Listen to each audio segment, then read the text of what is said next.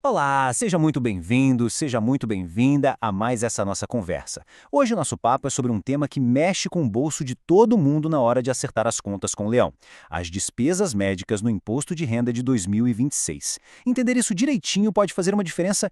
E que diferença? Bom, vamos direto ao ponto. A pergunta que todo mundo se faz é: será que no meio de tanta regra, tanto teto de dedução no imposto de renda, existe alguma despesa que, sei lá, não tem limite nenhum? Que dá para deduzir tudo? E a resposta é um gigantesco sim. E olha só que interessante essa citação. As despesas com saúde são a tal joia da coroa para quem faz a declaração completa. E o motivo? É simples e é poderoso. Não existe teto máximo para essa dedução. Pois é, e isso nos leva direto para a primeira parte da nossa análise. Vamos entender por que essa dedução é, de longe, a ferramenta mais potente para quem escolhe o modelo completo da declaração. E aqui está o pulo do gato. Pensa só. Para a educação tem um teto, né? Para outras coisas também. Mas para a saúde, o limite simplesmente não existe. É isso mesmo, zero. Ou seja, qualquer valor que tenha sido gasto e, claro, bem comprovado, pode entrar na conta para abater o imposto. E como é que isso funciona na prática? É bem lógico. Ao optar pela declaração completa, cada centavo gasto com despesas médicas que são permitidas pela Receita é subtraído da sua renda tributável. Isso diminui a base de cálculo e, no fim das contas, pode significar um imposto menor a pagar ou uma restituição maior para receber. Nada mal, hein? Certo, mas então, o que exatamente entra nessa lista? O que a Receita Federal realmente aceita como despesa médica? Vamos dar uma olhada agora no que tem sinal verde. A lista, olha, é bem completa. Entram aí pagamentos para médicos de qualquer especialidade, dentistas, psicólogos, fisioterapeutas. Também vale para gastos com hospitais, mensalidade do plano de saúde e, claro, exames de laboratório e radiológicos. E aqui um detalhe que gera muita dúvida. Cirurgia plástica. Pode? Pode, desde que o objetivo seja a saúde, seja uma cirurgia reparadora ou para melhorar a saúde física ou mental da pessoa. E tem mais, a lista continua com coisas bem específicas. Aparelhos ortopédicos, aquela lente intraocular que se coloca em cirurgia, até a colocação e a manutenção do aparelho nos dentes, tudo isso é dedutível. Teste de Covid-19? Sim, desde que feita em laboratório ou hospital.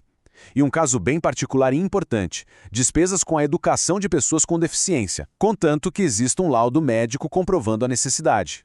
Agora, vamos mudar o foco para um ponto que exige atenção máxima. Saber o que não pode ser deduzido é talvez até mais importante do que saber o que pode. Porque um erro aqui, meu amigo, é um dos caminhos mais curtos para cair na temida malha fina. Esse quadro aqui deixa tudo bem claro. Olha só, a cirurgia no hospital pode, mas o remédio que se compra na farmácia, mesmo com receita, não pode. A prótese dentária entra, mas o gasto com um acompanhante no hospital, não. E aqui, atenção total. O valor que o plano de saúde te reembolsou não pode ser deduzido. Só vale declarar a parte que, de fato, saiu do bolso do contribuinte. E a lista de não pode continua. Fique de olho. Gastos que foram cobertos por alguma apólice de seguro, fora. Coleta e armazenamento de células-tronco, por ser uma decisão pessoal e preventiva, também não entra. Testes de Covid feitos na farmácia, diferentes dos de laboratório, não são dedutíveis. E a compra de títulos de clubes que dão acesso a serviços médicos também não vale. Muito bem, vamos em frente. Agora a gente vai falar da espinha dorsal de tudo isso aqui, a comprovação. Sem ela, toda essa conversa sobre dedução não vale absolutamente nada. E a regra é essa cristalina, não tem margem para interpretação. Para a Receita Federal, se não tem comprovante, o gasto simplesmente não aconteceu. Fim de papo. Tá, mas o que é um comprovante válido? Não é um pedaço de papel qualquer. Tem que ser um documento fiscal tipo nota ou recibo, com todas as informações essenciais, nome, endereço e, principalmente, o CPF ou CNPJ de quem prestou o serviço e mais, tem que identificar quem pagou e quem foi o paciente, além da data e da assinatura do profissional.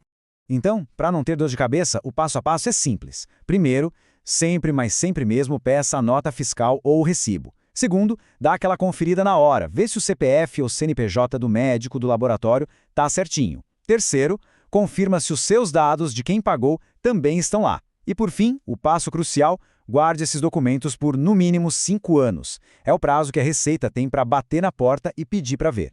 Ufa! chegamos na reta final. Vamos fazer aquele resumão com os pontos mais importantes que a gente viu para fechar tudo isso na cabeça e fazer uma declaração tranquila.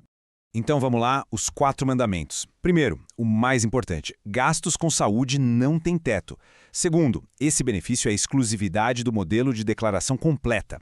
Terceiro, só valem as despesas do titular e dos dependentes que estão na declaração. E quarto, a comprovação é a alma do negócio. Todo gasto precisa de um documento fiscal com CPF ou CNPJ. E com tudo isso em mente, a gente chega a uma pergunta que só cada um pode responder. Olhando para os gastos com saúde que foram feitos, será que a declaração completa, com todo esse poder de dedução, é realmente o melhor caminho? Vale a pena parar para fazer essa conta. E aí, essa nossa análise ajudou a clarear as ideias? Se sim, não esquece de deixar aquele like e de seguir o canal. É assim que a gente consegue trazer mais guias práticos e diretos como este para mais gente. Muito obrigado pela companhia e até a próxima.